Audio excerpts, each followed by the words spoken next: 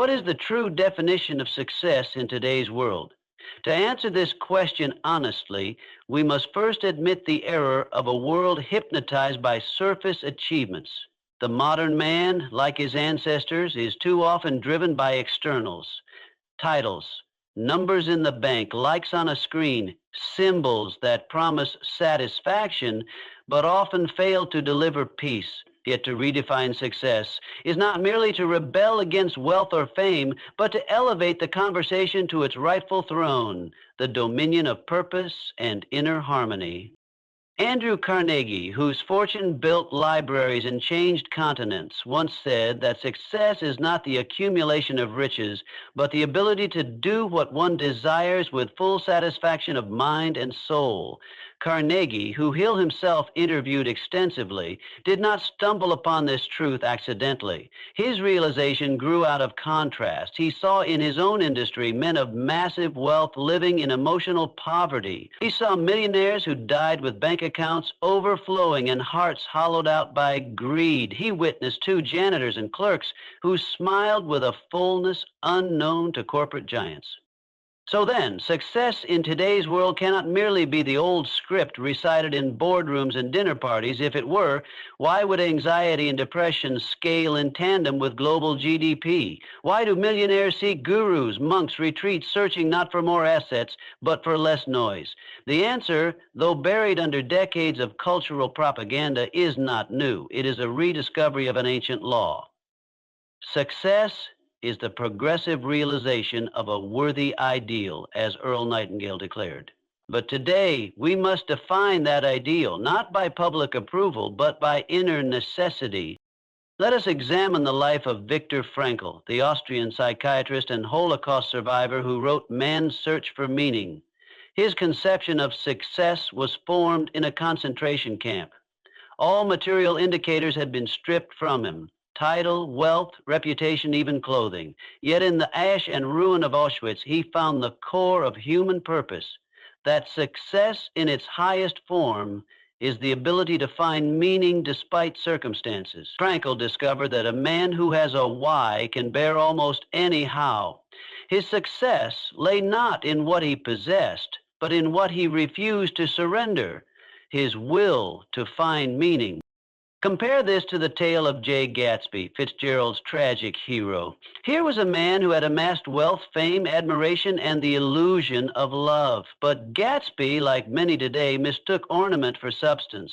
He thought success was measured by the size of the party or the glow of the green light. Yet he died isolated, not because he lacked money, but because he had pursued an external dream, divorced from authentic purpose. Success without self-awareness is merely spectacle, and spectacle fades with time.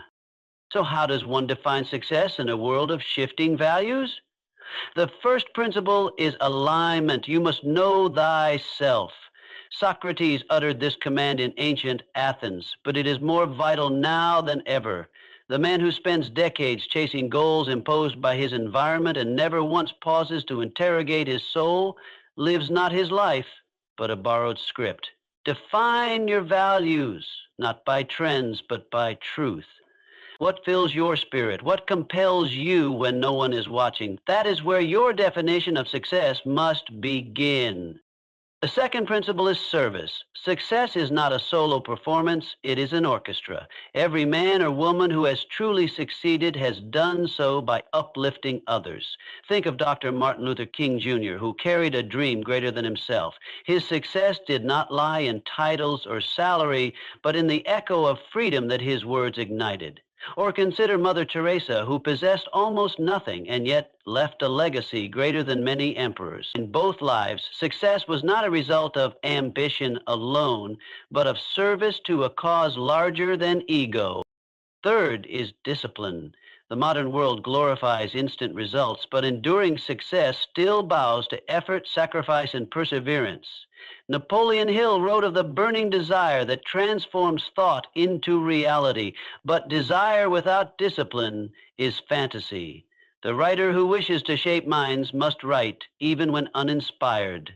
The entrepreneur who wishes to build impact must work, even in the face of rejection. In a world of distraction, discipline is the compass that keeps one pointed toward a higher aim.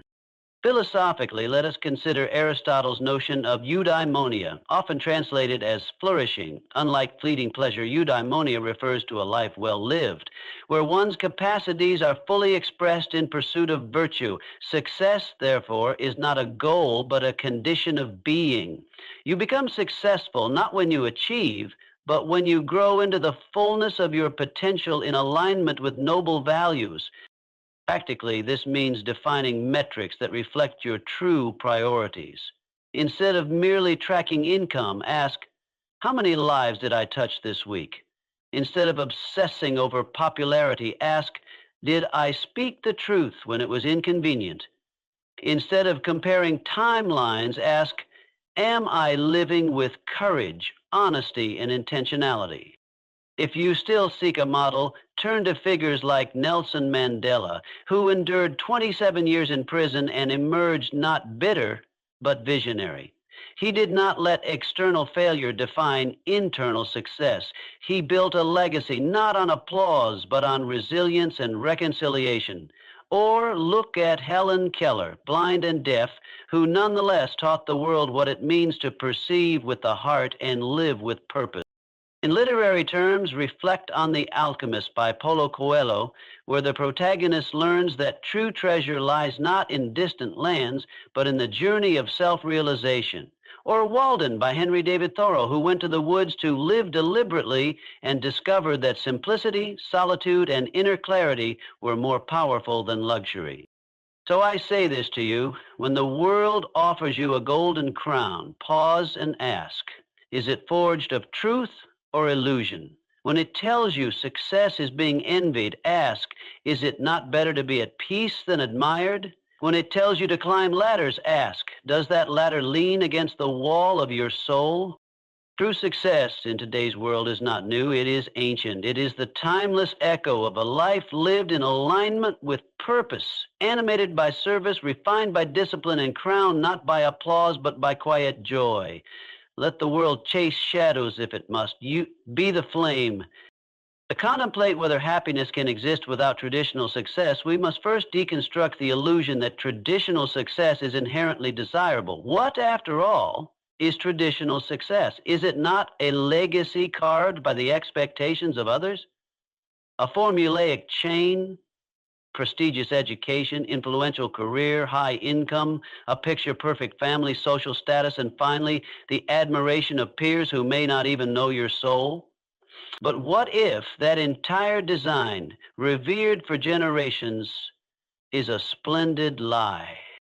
Let us consider Diogenes, the ancient Greek philosopher.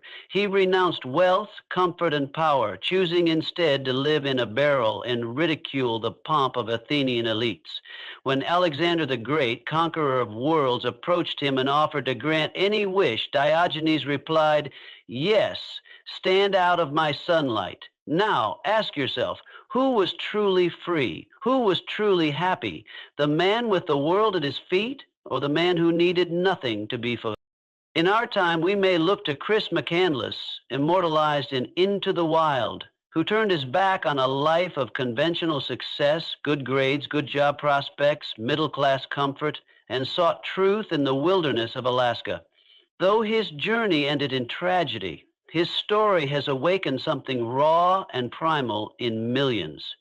The idea that happiness may not be found in boardrooms, but in freedom, authenticity, and nature's honest silence. Let us also consider the life of Frida Kahlo. Crippled by physical pain, scarred emotionally, and marginalized in a patriarchal world, she nonetheless transcended what the world would have deemed failure.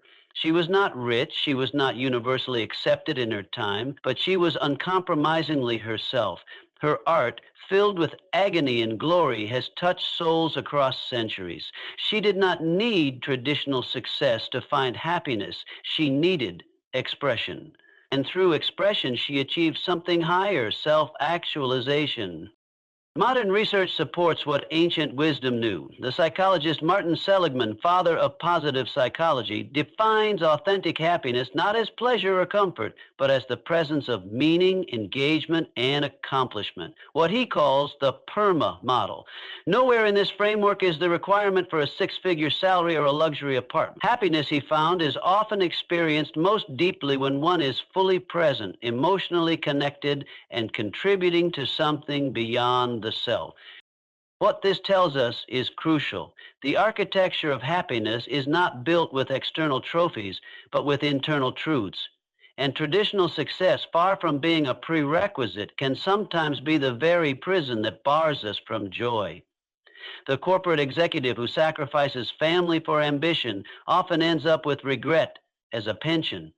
The celebrity adored by millions may live with a loneliness unknown to the ordinary man. Robin Williams, a man who brought the world laughter, took his own life not because he lacked success, but because he struggled to locate peace within the tower of applause.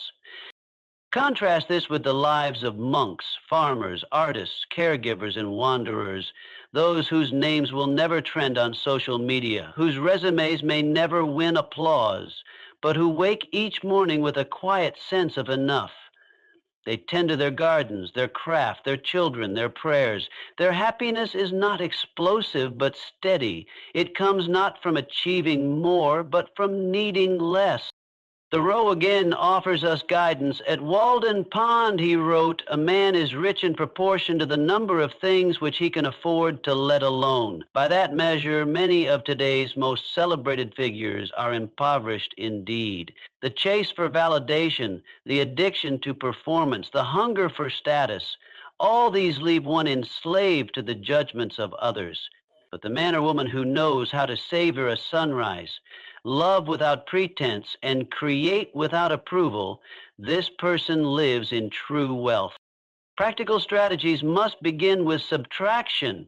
Ask yourself, what am I pursuing and why? Is it for love or recognition, for passion or approval? Would I still do this if no one ever clapped? When you strip away the costumes, who is the actor beneath?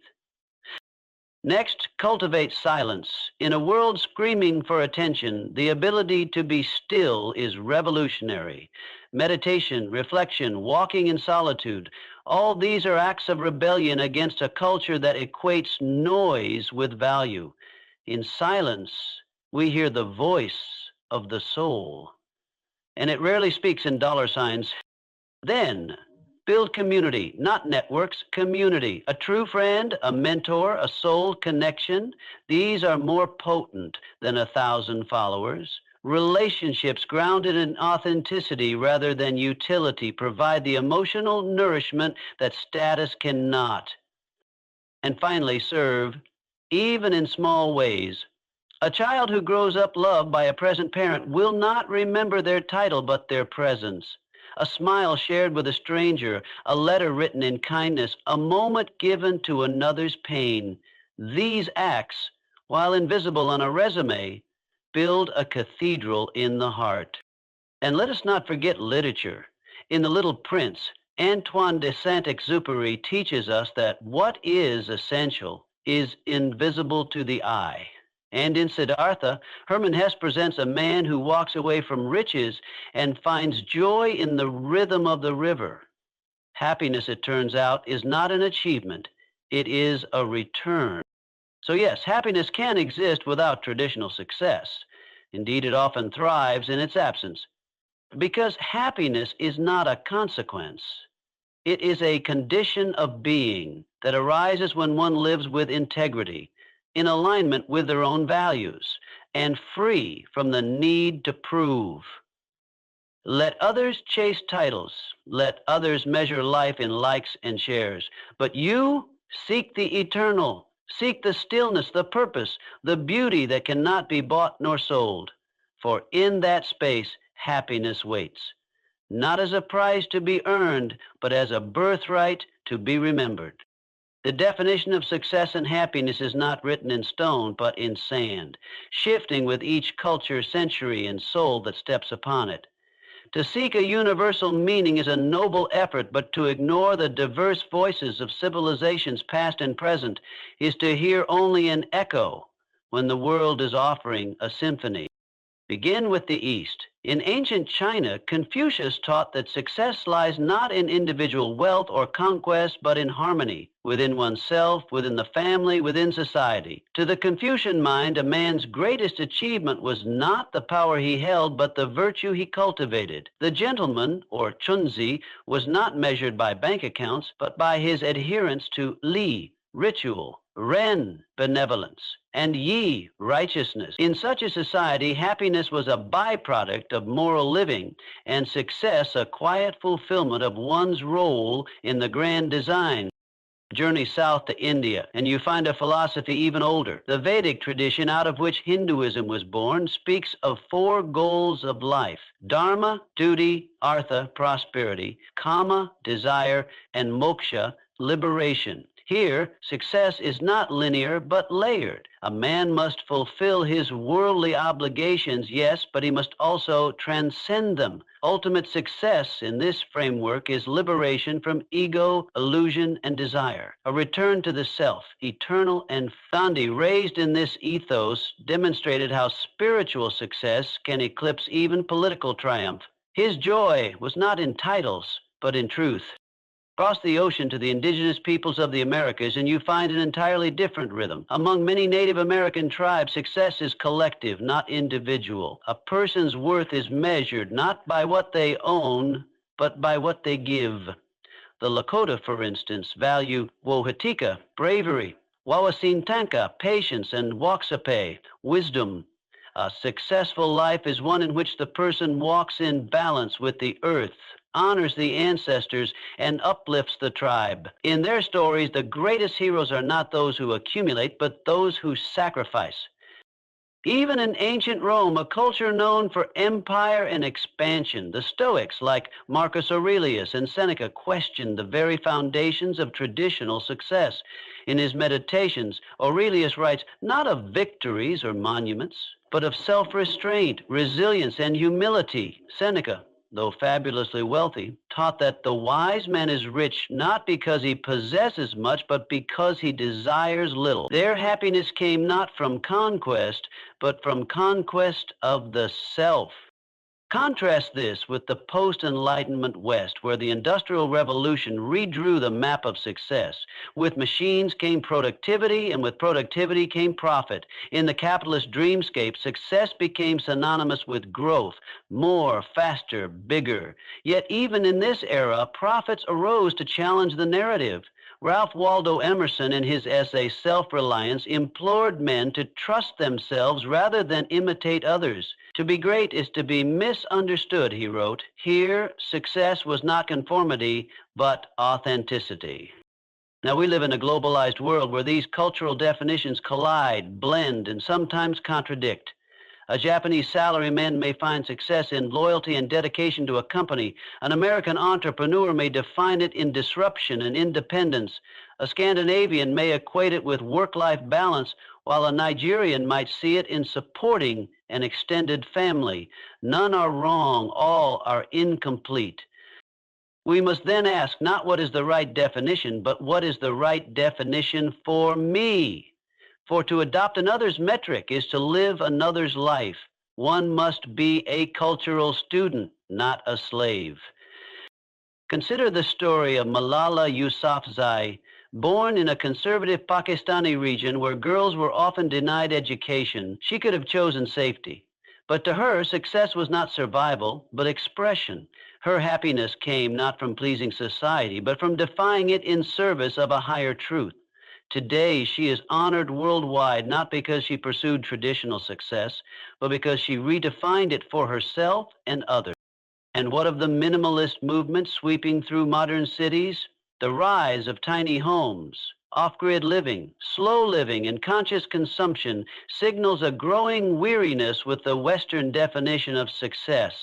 People are realizing that happiness does not come from acquiring, but from unburdening. Marie Kondo's message to spark joy by letting go of excess echoes Zen principles centuries old. Practically, what does this mean for you? It means that before you chase goals, ask whose goals they are. Are you pursuing success defined by your parents, your culture, your peers, or your own soul? Are you measuring happiness by likes on a screen or by moments of quiet gratitude? Make a map of your values and beside each one write where it came from. Then decide which to keep and which to question. Create your own scorecard. Perhaps success for you means raising children with integrity. Perhaps it means writing a novel that only a dozen people read but that carries your whole heart. Perhaps it means healing, not hustling. From the pages of Tolstoy's The Death of Ivan Ilyich, we see the tragedy of a man who lived the life expected of him. Career, prestige, wealth, only to discover on his deathbed that none of it had been real to him. And from the parables of Rumi, we learn that don't get lost in your pain. Know that one day your pain will become your cure. These voices across cultures urge us to redefine success as wholeness, as truth, as alignment. So then, take the wisdom of the globe and make of it a mirror. Hold it to your face. Ask not, am I successful? But am I living in harmony with my deepest knowing? Ask not, am I happy? But am I becoming who I was meant to become? The world will offer 1,000 answers, but the only one that will bring peace is the one that already lives within you. The modern mind is caught in a peculiar dilemma. It yearns to be happy, yet it also desires to be great. But herein lies a tension that has consumed thinkers, poets, and warriors across the centuries. Can one pursue happiness without compromising their ascent toward greatness? Or is happiness the seductive siren that lures the soul away from the crucible in which greatness is forged? Let us examine the evidence not with a dull scalpel of opinion, but with the burning torch of truth. The pursuit of happiness is often defined in this age as comfort, ease, and emotional equilibrium. It is the avoidance of pain and the maximization of pleasure. But greatness, in contrast, is born of toil, sacrifice, discomfort, and relentless persistence. The two often appear as rivals. Consider the example of Thomas Edison. The man who gave us the electric light did not pursue happiness in the conventional sense. He pursued purpose. He once said, I have not failed. I've just found 10,000 ways that won't work. Such resolve does not emerge from a man focused on daily joy. It comes from a man possessed by vision, obsessed with contribution, and willing to endure failure, mockery, and exhaustion. Edison did not chase happiness. He chased greatness, and in that chase, he built a legacy. Yet we must also remember the lesson of Viktor Frankl, survivor of the Holocaust and author of Man's Search for Meaning. He observed that happiness cannot be pursued, it must ensue, as the unintended consequence of one's dedication to a cause greater than oneself. Frankl wrote, don't aim at success. The more you aim at it and make it a target, the more you are going to miss it. Success, like happiness, cannot be pursued. It must ensue. In this, we see a paradox. The very act of chasing happiness may prevent its arrival, whereas the pursuit of greatness, rightly conceived, may bring happiness in its wake. Let us explore deeper. What is greatness? Is it fame, wealth, acclaim? No. True greatness is impact. It is the mark a soul leaves on the world, the legacy etched not in stone monuments, but in the lives touched, the truths revealed, the ideas that endure. Martin Luther King Jr. did not dream of happiness. He dreamed of justice. He did not walk calmly into comfort. He marched into fire. His greatness was purchased through suffering, and yet those who heard his voice felt something greater than joy. They felt inspiration. History is filled with such examples. Consider Beethoven, who composed symphonies that still shake the hearts of listeners centuries later while he was deaf. Imagine the agony of a composer robbed of his hearing, yet refusing to quit. He was not happy. He was determined. Or think of Joan of Arc, who followed a divine voice to battle and was burned alive at 19. She did not seek happiness. She sought obedience to her calling, and in that obedience became immortal. What these figures reveal is this: the pursuit of greatness demands a detachment from comfort. It demands a surrender of temporary pleasure for permanent purpose. And in that sacrifice lies a deeper happiness, not of mood, but of meaning. But let us not make the error of rejecting happiness altogether. There is a kind of happiness that nourishes greatness rather than distracts from it. It is the happiness of alignment, when a man knows he is on the right path no matter how hard it is. It is the quiet joy of the warrior, the builder, the poet who feels the divine fire within and says, I am doing what I was made to do. This happiness is not a distraction, it is fusion. This distinction is vital. For many today, chase happiness in the form of pleasure, dopamine, entertainment, indulgence, escape. But pleasure is fleeting and often leaves one emptier than before.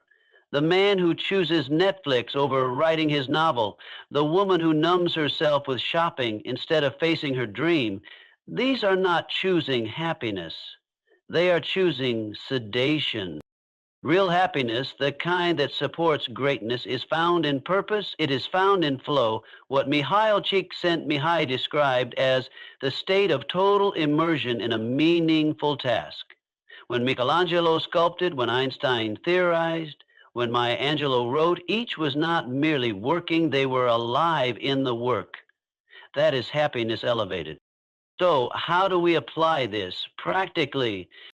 First, clarify your purpose. Greatness without direction is noise. Ask yourself, what can I give the world that no one else can? What truth burns within me that I must express? What injustice can I not bear to leave unanswered? Your greatness begins there. Second, schedule your life around that purpose, not around comfort. Design your days to feed the mission, not your moods. The farmer does not ask if he feels like planting. He plants because the harvest demands it. So too, your greatness will not bloom unless you cultivate it daily. Third, redefine happiness. Let it be not about how you feel, but about how aligned you are. At the end of the day, ask not, was I happy, but was I true? True to your purpose, true to your calling, true to the man or woman you are becoming. Let us turn briefly to literature. In Crime and Punishment, Dostoevsky shows us a man consumed by ideas of superiority and crushed by guilt. Raskolnikov believes he can be great by stepping beyond morality, but he discovers that greatness without conscience is torment. In contrast, Les Miserables gives us Jean Valjean, who finds redemption not in escaping pain, but in embracing duty. Happiness for Valjean is not ease, it is living a life worthy of grace. Finally, recall the words of Napoleon Hill himself, whatever the mind can conceive and believe it can achieve. But he also warned, the majority of men meet with failure because of their lack of persistence in creating new plans to take the place of those which fail. Hill did not preach comfort. He preached definiteness of purpose, faith, discipline, and desire. Those who follow his path are not seekers of happiness.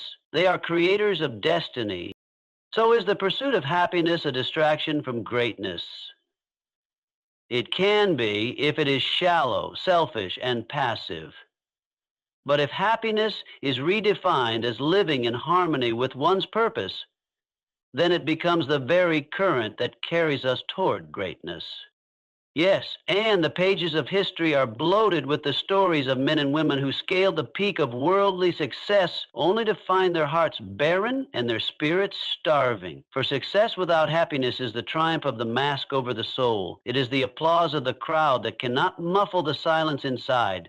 A man may win the world and lose himself, and such victories are dressed in gold but rooted in despair. True success, as Napoleon Hill emphasized, must be defined not merely by the accumulation of wealth or prestige, but by the condition of one's spirit, the clarity of one's purpose, and the degree to which one is master of their mind. In Think and Grow Rich, Hill warned that riches devoid of peace, purpose, and love are a hollow reward. Yet many have ignored this wisdom and pursued success in its most glittering but most dangerous form, external validation. Consider the tragic genius of Howard Hughes. He was a billionaire industrialist, a pioneering aviator, a filmmaker, a man whose reach extended into every corner of 20th century America. Yet, in the final years of his life, he was a prisoner of his own mind, living in isolation, consumed by compulsions, haunted by paranoia. The world called him successful, but would Hughes have called himself happy? His story screams the answer that words need not echo: no. Likewise, we find in Ernest Hemingway a literary titan whose prose reshaped the landscape of American writing. He won the Nobel Prize, he traveled the globe, he lived the dream of every writer, except for inner peace. Tormented by depression, haunted by trauma, Hemingway took his own life in 1961. Here again we see the paradox: public success, private torment. But these examples are not relics of the past. They are warnings etched in time, signs that point us back to a deeper truth. Success without inner alignment is a counterfeit currency. It looks like value, but it cannot nourish the soul. Let us step into the realm of fiction, where truths often hide in plain sight. In F. Scott Fitzgerald's The Great Gatsby, Jay Gatsby possesses everything the world equates with success: wealth, charisma, power, and spectacle. Yet Gatsby dies with his dream unfulfilled, his love unreciprocated, his friends vanished. The green light at the end of Daisy's dock is the ultimate symbol of the illusion of success: always glowing, always distant, always out of reach.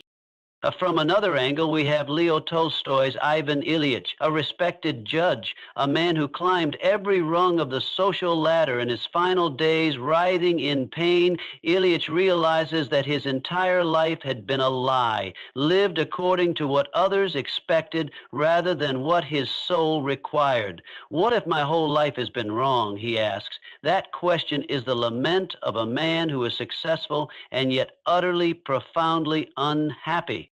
And what of the modern world, where the internet gives voice to millions and hides the suffering behind the smile? Social media floods us with curated glimpses of success, luxury, acclaim, followers. But beneath the filters lie countless people drowning in anxiety, depression, and despair. They have achieved what they were taught to desire, but lost what truly mattered in the process.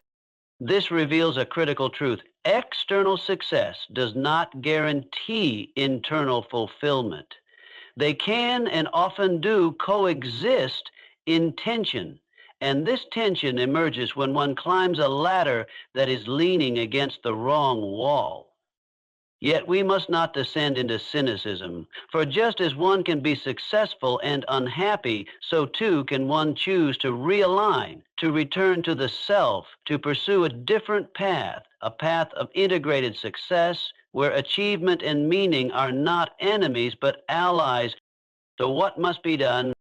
First, define success on your own terms.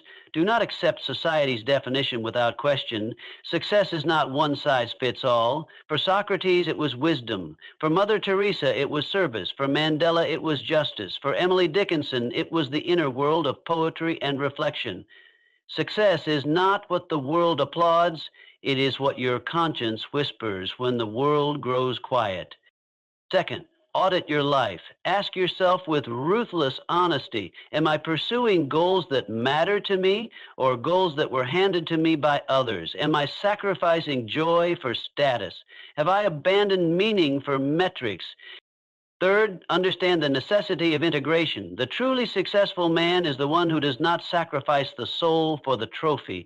He understands that achievement must include love, health, inner peace, and purpose. He refuses to become a star in the sky, but a stranger to himself. This is what Hill referred to as the harmony of the mind, body, and spirit. He knew that riches alone are not riches at all. Success, he wrote, comes to those who become success conscious. And true success consciousness is not about greed, it is about growth. Consider now a different figure, Frederick Douglass. Born into slavery, denied every conventional form of success, he still rose to greatness through the power of character, courage, and intellect. He knew suffering, but he also knew purpose.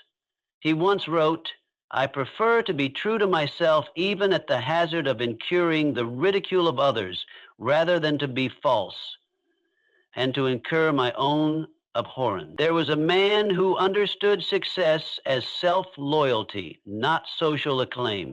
Let us also draw from Viktor Frankl again, who found that even in the bleakest of human conditions, Auschwitz, a man can find meaning, and where there is meaning, there can be happiness, even amidst suffering. Frankl wrote, "Those who have a why to live can bear almost any how." That is the blueprint for a success that feeds the soul. Do not envy the man who is rich in possessions but poor in peace. Do not measure success by applause or titles. Measure it by the light in your eyes when you wake, by the stillness in your heart when you sleep, by the sense that you are walking in the direction your soul was designed to follow. So yes, one can be successful and unhappy at the same time, but one can also choose a higher path, to be whole rather than hollow, to be fulfilled rather than famous, to build a life that is not just admired, but lived. The relation between wealth and happiness is one of the oldest riddles ever posed to the human heart. Men have sailed oceans, fought wars, betrayed their values, and sacrificed love on the altar of riches only to arrive at the destination and find themselves no freer, no lighter, no happier. Others, with pockets nearly empty and burdens heavy, have sung songs of joy from their humble dwellings. Thus arises the question, does wealth bring happiness or merely the illusion of it? Napoleon Hill, the master of prosperity consciousness, taught us that wealth is not evil, nor is it the enemy of happiness. Rather, it is the use of wealth, the mindset that accompanies it, and the purpose it serves that determine its impact on the soul. In Think and Grow Rich, Hill emphasized that riches without peace of mind are a tragedy dressed in silk. No man can succeed in a line of endeavor which he does not like, he wrote. Therefore, material success, if divorced from purpose, creates not joy, but discontent. Let us examine history. The Roman Emperor Marcus Aurelius, perhaps the wealthiest and most powerful man of his era, wrote nightly meditations not about conquest, but about restraint, discipline, and inner tranquility. His personal writings, never meant for publication, reveal a man who feared being corrupted by comfort and distracted by luxury. He wrote, "The happiness of your life depends upon the quality of your thoughts." This, from a man who owned half the world, proves that even he knew wealth alone was not the foundation of joy. Contrast this with Diogenes, the Greek philosopher who owned nothing but a cloak and a cup, until he saw a boy drinking from his hands and threw the cup away. Alexander the Great once visited Diogenes and asked if there was anything he could give him. Diogenes replied, "Yes, stand out of my sunlight." Here the conqueror meets the content man. One had the world, the other had peace. Which was wealthier? In our modern world, we see both illusions and insights regarding material success. The consumer society whispers a false gospel. More money means more happiness. But studies have shown that after basic needs are met, the correlation between income and happiness begins to fade. Psychologist Daniel Kahneman's research reveals that while money can reduce suffering by affording health care, safety, and autonomy, it does little to elevate daily joy past a certain threshold. Yet, let us not fall into romantic poverty. Poverty in itself is not noble. It is a condition that can strip dignity and opportunity. As Hill noted, there is nothing wrong with wanting to be rich, provided you want to be rich for the right reasons. When wealth is pursued with integrity, earned through service, and used as a tool for purpose, it can amplify happiness, not as its source, but as. Consider J.K. Rowling. Before becoming a billionaire, she was a single mother on welfare, writing Harry Potter in cafes. Her wealth came not from a desire for opulence, but from telling a story that touched millions. After acquiring riches, she gave much of it away, noting that wealth gave her freedom, but purpose gave her meaning. On the other hand, examine the fate of many lottery winners. Suddenly flooded with wealth, many spiral into addiction, depression, or ruin. Why? Because wealth without inner structure, without purpose, identity, and self-mastery becomes a curse. As the Bible warns, the love of... The great American writer Ralph Waldo Emerson once said, "Money often costs too much." And indeed, how many have sold their time, their health, their marriages, their dreams for salaries that fatten their accounts while starving their lives? So what is the proper relationship between wealth and happiness? First, see wealth as a tool, not a goal. A hammer builds a house, but it cannot create a home. Money can buy a bed, but not sleep. A clock, but not time. Medicine, but not health. Acquaintances, but not friendship. Use wealth to support what matters, not replace it. Second, pursue wealth through purpose, not pressure. Build value, serve others, and the money will follow. As Hill taught, riches flow to those who render more service than they are paid for, those who become indispensable through their contributions. In this way, wealth becomes an echo of purpose, not a substitute for it. Third, practice gratitude and sufficiency. The mind that always seeks more cannot enjoy what it has, but the mind that knows when enough is enough will enjoy even little things deeply. Seneca, the Stoic philosopher and one of the wealthiest men in Rome, warned, "It is not the man who has too little, but the man who craves more that is poor." True wealth is knowing that you already have enough. Fourth, give. The happiest people are often those who give freely. Andrew Carnegie, one of the titans of American industry, spent the first half of his life acquiring wealth and the second half giving it away. He funded libraries, universities, and foundations. He understood that wealth used wisely becomes legacy, and legacy is a richer joy than luxury. In literature, consider the journey of Ebenezer Scrooge in Dickens's A Christmas Carol. He begins the story wealthy but miserable, cold, cruel, and alone. Through a confrontation with his past, present, and future, he realizes that true wealth lies in connection, compassion, and contribution. By the story's end, he is a joyful man, not because he gained more money, but because he gave more love. Even the world's spiritual traditions affirm this truth. The Buddha, once a prince with endless riches, abandoned his palace to seek enlightenment. He taught that clinging to material things breeds suffering.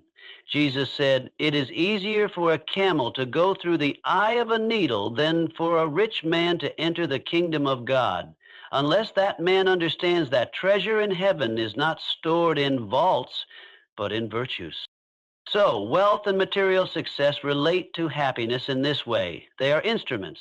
In the hands of a wise man, they create beauty, opportunity, freedom, and joy. In the hands of a fool, they become shackles. Therefore, do not seek wealth for its own sake. Seek growth, seek meaning, seek to become the person who can command wealth without being controlled by it. As Hill said, success comes to those who are success conscious. But let us be clear in defining that success, not in dollars alone, but in days well lived, dreams fulfilled, and hearts set on fire with purpose.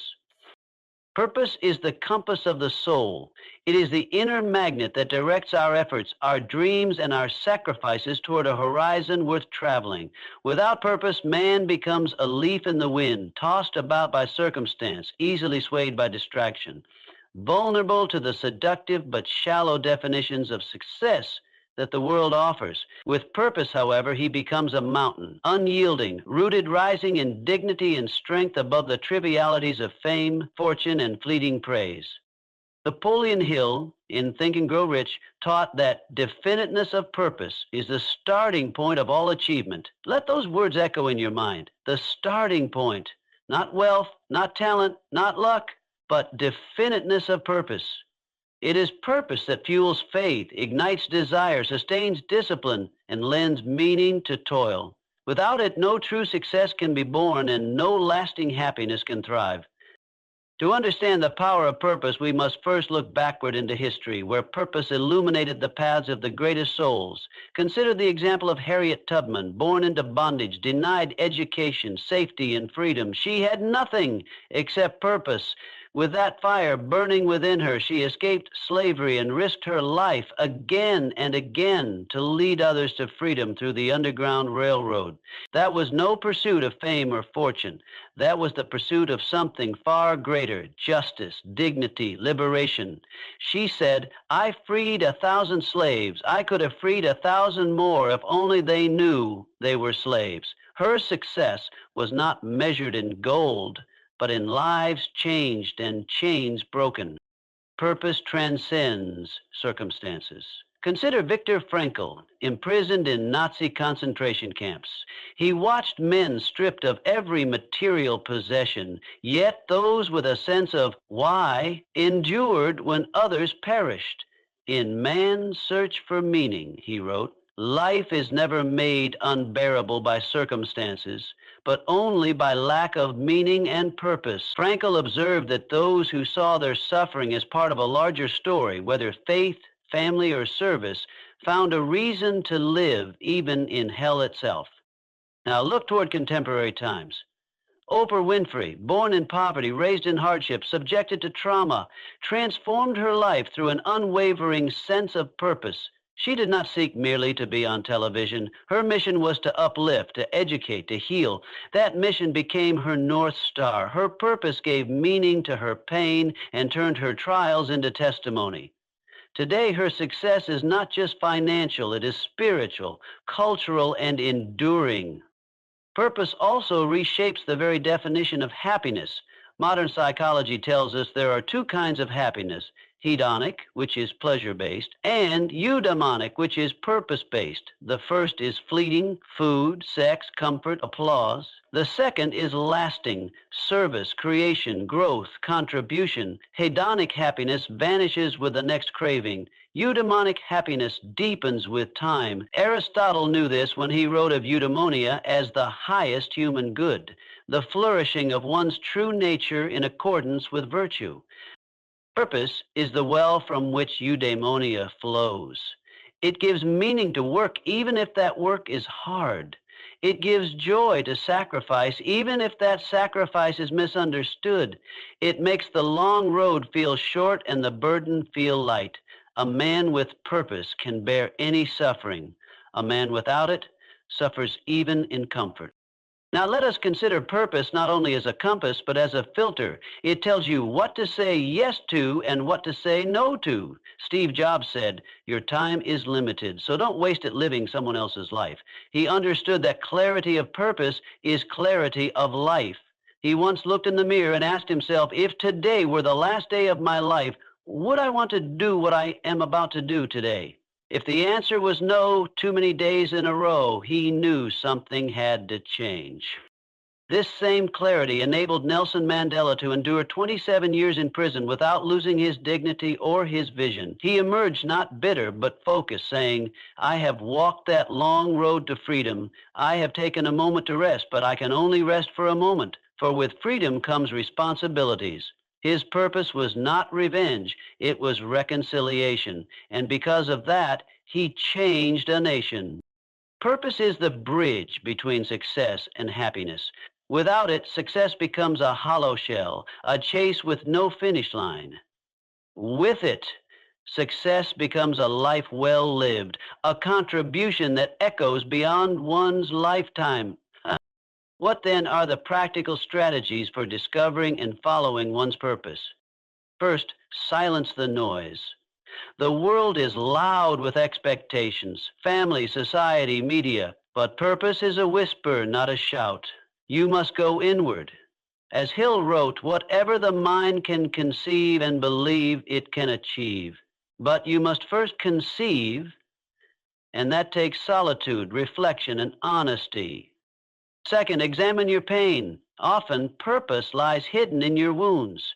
As Rumi said, the wound is the place where the light enters you. What has broken your heart? What injustice enrages you? What need awakens your compassion? There lies a clue. Purpose often rises from the ashes of suffering. Third, follow the thread of passion. What excites you? What absorbs you so deeply that you forget time? What would you do even if you weren't paid? Passion is not always purpose, but it points toward it. When aligned, they become unstoppable. Fourth, serve. Purpose is never selfish. It always involves others. As Hill emphasized, the most successful men are those who render the greatest service. Your gift was not given to you for you alone. It was given to you to give. And finally, act. Purpose is not found in thought alone. It reveals itself in motion. Begin, even if you are unsure. The path becomes clear by walking. As Martin Luther King Jr. said, faith is taking the first step even when you don't see the whole staircase. Purpose turns struggle into story, pain into power, labor into legacy. It is the secret ingredient that transforms existence into significance. Without it, success is empty. With it, even obscurity is noble. In the end, it is not the wealth we gather or the applause we win that will satisfy our souls. It is the feeling that we lived for something greater than ourselves, that we gave, that we loved, that we rose. The tragedy of the modern age lies not in the absence of ambition, but in the misdirection of it. Too often, men and women set out on grand pursuits, climb ladders with fierce resolve, and labor through years of sacrifice, only to reach the summit and find themselves empty. Their mistake is not the pursuit of success. It is the blind pursuit, the kind that neglects the soul while serving only the ego. They chase trophies without asking, will this make me whole? Napoleon Hill warned us that more gold has been mined from the thoughts of men than has ever been taken from the earth. But those thoughts must be shaped with purpose and aligned with the higher faculties of man's nature, or else they become the engines of his despair. To pursue success without considering happiness is to mistake the map for the treasure. Why, then, do so many fall into this trap? First, because they inherit a definition of success that is not their own. From early childhood, the world impresses upon us a vision of success rooted in external validation. High grades, prestigious titles, large homes, luxury cars, the applause of strangers. Rarely does it ask, who are you called to become? The education system seldom nurtures individual calling. It rewards conformity and competition, and thus many begin running a race they never chose. This unconscious adoption of goals is evident in the life of Leo Tolstoy. In his youth, he pursued wealth, prestige, and literary fame. He attained them all, yet was tormented by a sense of futility. In a confession, he writes, "My question, that which at the age of 50 brought me to the verge of suicide, was the simplest of questions. What will come of what I am doing today, or shall do tomorrow? What will come of my whole life?" It was not until he redefined success as moral and spiritual fulfillment that he found peace. Second, people pursue empty success because of fear, the fear of insignificance. In a society driven by achievement metrics, standing still feels like failure. The late mythologist Joseph Campbell said, "We must let go of the life we have planned so as to accept the one that is waiting for us." But this surrender requires courage. It requires trust that happiness, not merely recognition, is a worthy goal. Many are too afraid to pause and reassess, lest they discover the painful truth that they have climbed the wrong mountain. Third, because pleasure masquerades as happiness. The advertising industry has perfected the art of associating material success with joy. It sells us the fantasy that more stuff, more status, more stimulation will fill the void within. But as Hill emphasized, the greatest riches are found not in the bank, but in the mind. "The man who does more than he is paid for," he wrote, "will soon be paid for more than he does." But that labor must be driven by fulfillment, not appearance. A man who sells his soul for the image of success will eventually resent the mirror. Consider the figure of J. Gatsby in F. Scott Fitzgerald's The Great Gatsby. Gatsby amassed immense wealth through lavish parties and captivated the elite, yet died alone, unloved, and unfulfilled. His success was hollow because it was never rooted in authenticity. He pursued a dream, not a destiny. Fourth, society does not teach people to ask the right questions. We are taught how to make a living, not how to live. Schools instruct on algebra and grammar, but seldom on values, vision, or vocation. Few are encouraged to reflect deeply on what brings them meaning. Fewer still are guided to examine their inner life. As Socrates warned, the unexamined life is not worth living. Yet most stumble forward, believing that more success will somehow lead to happiness, even though history and psychology warn otherwise. In the corporate world, many burn out chasing promotions, prestige, and power. Their calendars are full, but their hearts are empty. They measure success by quarterly profits and miss the deeper bottom line. Are they growing, loving, becoming? This is not to say that success and happiness are enemies. Rather, it is to say that true success includes happiness. Ralph Waldo Emerson defined success not by wealth, but by impact. To laugh often and much, to win the respect of intelligent people and the affection of children, to leave the world a bit better, to know even one life has breathed easier because you have lived. This is to have succeeded. How then can one pursue success while honoring happiness? Begin with inner clarity. Ask the questions no one else will ask for you. What matters to me? What kind of life would I be proud to have lived? What does success look like when no one is watching? Build a life, not a resume. Let your days be guided by meaning, not metrics. As Hill taught, success is good at any age, but the sooner you find it, the longer you will enjoy it. The key is to find your version of success, not someone else's. Surround yourself with truth tellers. Seek mentors, not cheerleaders. Find those who will ask you not just about your goals, but about your soul. Read deeply, reflect often, write your thoughts. Literature is filled with voices that can guide your spirit. Read Seneca, who wrote, "It is not the man who has too little, but the man who craves more that is poor." Read Thoreau, who left society to live by Walden Pond and proclaimed, "I went to the woods because I wished to live deliberately, and not when I came to die discover that I had not lived." Act with intention. Do not hustle blindly. Be deliberate. Design your life as you would a masterpiece, not rushed, not random, but with great care. Finally, measure your success not by what you have, but by who you are becoming. That is the essence of Hill's philosophy. Success is the progressive realization of a worthy ideal. If your ideal includes joy, love, growth, and service, then success and happiness will walk hand in hand. Let us then redefine success, not as applause, but as alignment, not as fortune, but as fulfillment. And let us remember that the greatest triumph is not to conquer the world, but to conquer oneself and to live a life of deep, authentic, unapologetic joy. Indeed, this is one of the most profound paradoxes of human endeavor, that a man may be outwardly victorious and inwardly vanquished. He may command wealth, status, and admiration, yet live a life devoid of meaning, joy, or peace. He may dine with kings and sleep with despair. The world may call him successful, while his own soul calls him lost.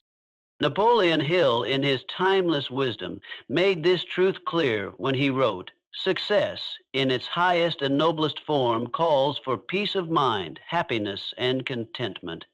Yet the world often defines success narrowly by the size of a bank account, the reach of a title, the recognition of the crowd. It forgets that success without happiness is a betrayal of the self, a counterfeit triumph dressed in the garments of prestige. History gives us many tragic examples of men and women who attained the mountaintop of worldly achievement only to find the air thin and bitter. Howard Hughes, the billionaire aviator and entrepreneur, built an empire of innovation and wealth. Yet in his later years, he lived in fear, plagued by mental illness, withdrawing from the world into sterile hotel rooms, haunted by germs, distrust, and isolation. He had success by every material measure, yet his soul remained imprisoned. Or consider Marilyn Monroe, beloved by millions, adorned with beauty, wealth, and fame. She captivated the world, yet wrote in her journal of loneliness and sorrow. Despite global adoration, she felt unseen. Her death was a whisper of what happens when success masks suffering. These lives testify that success and happiness are not synonymous. Success is external, titles, possessions, accomplishments. Happiness is internal, peace, fulfillment, meaning. One can possess the former and lack the latter. And worse, the pursuit of one often blinds the seeker to the other. But why does this happen? Why does the path to success so often lead away from happiness? One reason is disconnection. When one's success is not rooted in personal values, purpose, or passion, it becomes a performance for others. The actor must always be on, even when his spirit longs to rest. The entrepreneur must always be winning, even when his heart yearns for stillness. When the soul and the schedule are at odds, misery grows. Fyodor Dostoevsky once wrote, "The mystery of human existence lies not in just staying alive, but in finding something to live for." Success without that something, without purpose, is like a magnificent ship without a compass. It may sail fast and far, but it is doomed to drift. This disconnection often arises from the seduction of achievement itself. In the early stages of life, people often sacrifice joy in the name of ambition. When I reach this goal, they say, then I'll be happy. But the goalpost moves. More success demands more sacrifice. More money brings more responsibility. The chase becomes perpetual. They climb, they run, they achieve, and forget to live. In Victor Hugo's Les Miserables, the character of Javert offers a stark example. A man of law, order, and duty, he is obsessed with righteousness, but devoid of mercy or self-awareness. His entire identity is built upon a rigid interpretation of justice. When his beliefs are shattered, he cannot bear the contradiction. He takes his own life, unable to reconcile the success of his position with the emptiness of his soul. In contrast, look at someone like the Dalai Lama. He has no empire, no stock portfolio, no skyscraper bearing his name. Yet he radiates joy, wisdom, and peace. He once said, "The purpose of our lives is to be happy, not through indulgence, but through compassion, service, and truth." His life is a testimony that happiness is not the consequence of success, but often its precondition. Napoleon Hill taught that definiteness of purpose is the key to real success. A man with purpose lives from within. He does not need to impress others. He does not need applause to feel valuable. His success is measured by the harmony between his values and his actions. To be truly successful and truly happy, one must align their outer life with their inner truth. This requires self-acknowledge. It demands that we ask hard questions. Am I living my truth or performing someone else's expectations? Am I climbing a mountain I chose or one that was chosen for me? Am I rich in things but poor in peace? This is why so many billionaires, artists, and leaders, even after making it, turn inward.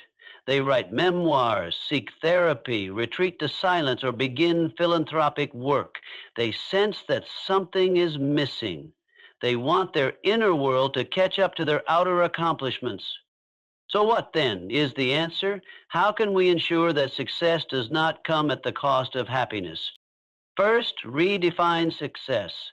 Let it include joy, rest, health, relationships, and meaning. Success should not be a gilded prison. It should be a garden of fulfillment. Second, live with intention. Don't pursue goals blindly. Ask yourself, will this goal nourish my spirit as well as my status? If not, it may not be worth the chase. Third, prioritize your inner life. Meditate, reflect, journal, cultivate stillness. Make time for the things that bring you alive, even if they don't impress anyone else. Fourth, serve others. As Hill emphasized, no man achieves lasting greatness without lifting others along the way. Service connects us to something larger than ourselves, and in that connection, happiness blooms. Finally, embrace balance. Know when to strive and when to surrender, when to push and when to pause. Life is not a sprint, it is a symphony. In The Prophet, Khalil Gibran wrote, "Work is love made visible, but love without wisdom can burn out the soul. Let your work be sacred, but let it be sustainable. Let your success be a byproduct of a life well lived, not the substitute for one." Yes, you can be successful and unhappy at the same time, but that is not your destiny. Your destiny is to marry success with joy, to unite ambition with inner peace, to rise, not as a hollow monument, but as a living light. The measure of success, like the shape of a mountain, differs depending on where one stands. Culture, that unseen force which shapes our aspirations, fears, and values, holds the chisel that carves the statue of success in the minds of its people. And what is carved in one land as triumph is in another regarded as vanity. Thus, the relationship between success and happiness cannot be examined apart from the lens of culture, for what one pursues defines what.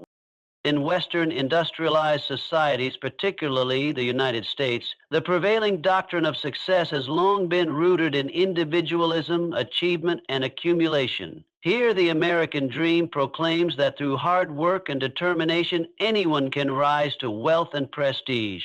It is a noble idea and one that has inspired generations, but it has also at times led to an imbalance, an obsession with status, a fixation on competition, and a neglect of the inner life.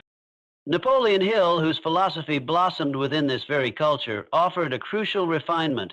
He did not define success as wealth alone, but as the progressive realization of a worthy ideal. Yet many, in their pursuit of material symbols, overlook that deeper calling. Hill's emphasis on definiteness of purpose and harmony with one's spiritual faculties was a necessary counterbalance to a culture seduced by external markers. Contrast this with traditional Eastern philosophies, particularly those of Confucianism, Taoism, and Buddhism. In much of East Asia, success is often defined not by individual conquest, but by harmony within the self, the family, and society. The Confucian ideal speaks of filial piety, education, social responsibility, and moral uprightness. To be successful is to be respected and honorable, to fulfill one's role, and to maintain balance. The Taoist tradition pushes further, often rebuking the pursuit of wealth and acclaim altogether. In the Tao Te Ching, Lao Tzu advises, chase after money and security, and your heart will never unclench. Care about people's approval, and you will be their prisoner. For the Taoist, true happiness comes not through striving, but through alignment with the natural flow, the Tao. This philosophy teaches that success lies in being, not in becoming. In India, Hindu and Buddhist traditions place success in the context of dharma, one's sacred duty, and moksha, liberation from the cycle of suffering. Here, a successful life is one lived in alignment with truth, in service of the divine, and in preparation for enlightenment. Mahatma Gandhi, though trained in Western law, exemplified this ideal. He renounced material comforts and power, choosing instead the path of service, sacrifice, and spiritual integrity. His success lay not in possessions, but in his impact upon the soul of a nation and the conscience of the world. Among indigenous cultures, success is often measured by one's contribution to the tribe, the preservation of the land, and the continuity of traditions. Happiness is interwoven with community, ritual, and respect for the earth. To be successful is to be a good ancestor. In such societies, the idea of solitary ambition is foreign. Fulfillment is collective, not competitive. African Ubuntu philosophy echoes this beautifully. I am because we are. A man's success is meaningless if it does not uplift those around him. The pursuit of harmony, generosity, and mutual care becomes the path to joy. Nelson Mandela's life embodied this ethos. Though imprisoned for 27 years, he emerged not with bitterness, but with purpose to heal a nation. His success was not in power seized, but in peace made. Even within Europe, definitions vary. In Scandinavia, success is often tempered by the cultural law of janteloven, which discourages arrogance and self-promotion. Here, success is quiet, communal, and often tied to quality of life, time with family, access to nature, social equity. Happiness is not an extravagant celebration, but a sustained sense of contentment and trust. Meanwhile, in Mediterranean cultures, Italy, Greece, Spain, success is often entwined with joy itself. Food, conversation, family gatherings, and leisure are not distractions from success, they are its expression. Life is to be savored, not conquered. One recalls Epicurus, who taught that pleasure, rightly understood, is the goal of life, but not indulgent pleasure, rather the absence of pain, the enjoyment of simple things, and the cultivation of friendship and thought. These cultural visions remind us that success is not universal in shape, but a pattern emerges. Where cultures emphasize balance, purpose, and relationships, success tends to harmonize with happiness. Where cultures prioritize image, accumulation, or isolated ambition, success often comes at happiness's expense. So what does this mean for the modern individual who stands amidst a globalized world, bombarded by conflicting ideals? It means we must become cultural alchemists, taking the gold from each tradition and forging a vision of success that serves both soul and society. It means rejecting borrowed dreams and choosing consciously the life we wish to live. It means interrogating our definition of success before we invest decades chasing it. Let us, then, build a new success, a holistic one. Let it contain the fire of the American dream, tempered by the humility of Taoism. Let it include the discipline of Confucius, softened by the compassion of Ubuntu. Let it hold Gandhi's moral clarity and Mandela's magnanimity. Let it be as joyful as a Mediterranean table, as purposeful as a monk's prayer, and as creative as a Renaissance mind. And above all, let it be ours, authentic, examined, and free. For success without happiness is a kingdom without a king, a symphony without sound. But when success springs from the soul, when it is guided by truth and nourished by joy, then it becomes not a trophy, but a torch, illuminating the lives of others and lighting the way to a life fully lived. If you have followed this path with sincerity and an open heart, you now stand at the threshold of a grand transformation, not merely of thought, but of being.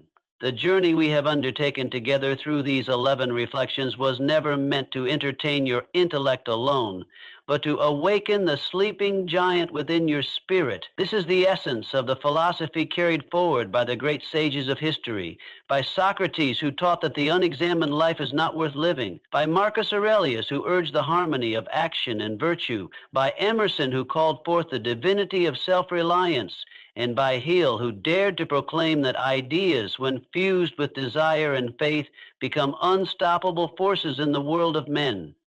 But we must not forget the final secret, the alchemy that transforms insight into reality. It is not enough to understand that success must be redefined. You must now live it. For knowledge without action is as barren as a seed that is never planted.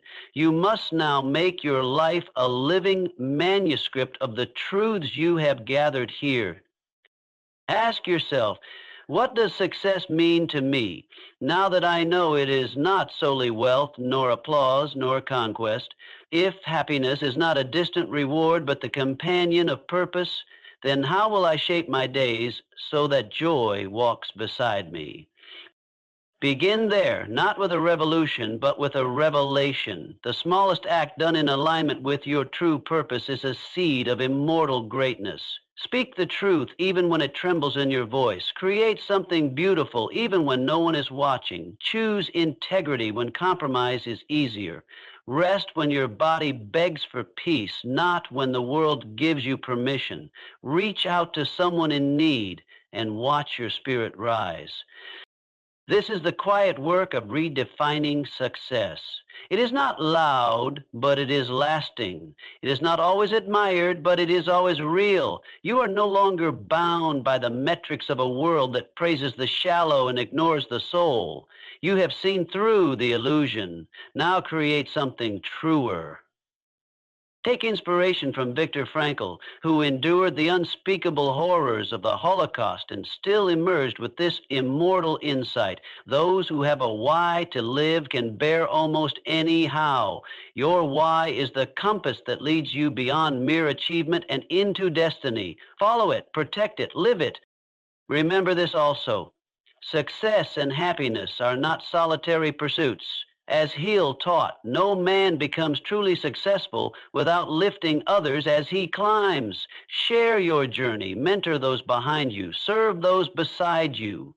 Forgive those who once stood against you. Therein lies a success that no market can measure and no thief can steal. In the world, in man's search for meaning, Frankl revealed that the deepest fulfillment lies not in pleasure or power, but in meaning. Meaning, like happiness, is found when one's life becomes an offering. Let your success become a vessel through which the world is made more just, more whole, more luminous. You have read these words, absorbed their truths, wrestled with their demands. Now you must act. No man becomes great by thinking alone. You must step into the arena. You must craft the life that your soul was born to live. That is the mandate of the awakened. That is the invitation now laid before you. In the words of Goethe, whatever you can do or dream you can, begin it. Boldness has genius, power, and magic in it. Begin it, and let your success be the kind that the world may not always understand, but that eternity always will. Now go forward, not as a seeker, but as a builder, not as a copy, but as an original, not as a mere achiever, but as one who lives in truth, breathes in purpose, and walks in joy. Redefine success, not once, but daily. And let your happiness no longer be a question, but a way of being. This is your time. This is your life. Make it worthy of the vision that now burns in your heart.